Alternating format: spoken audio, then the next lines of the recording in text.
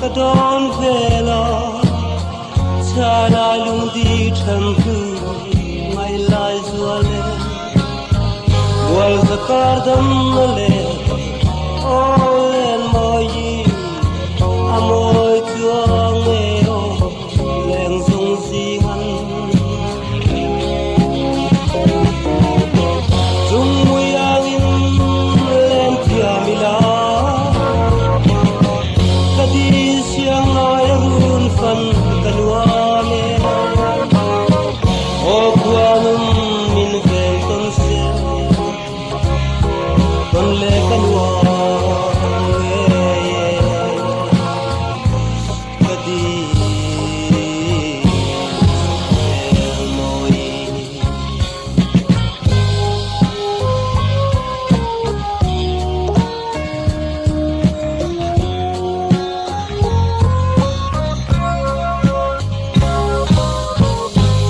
bayangin chung pianga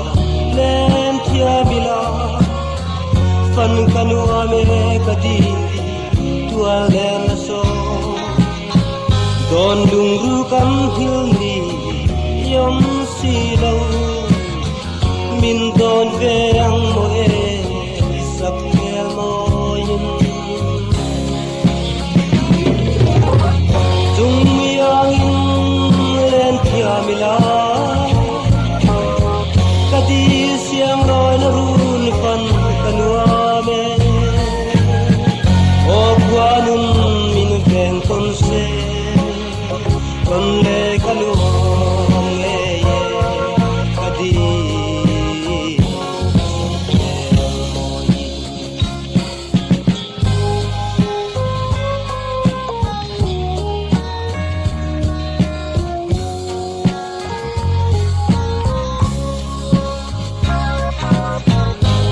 bayangin chung pianga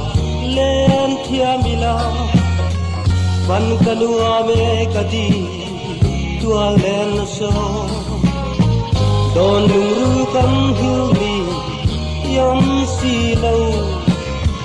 min don ve ang mo e sak kel mo yin chung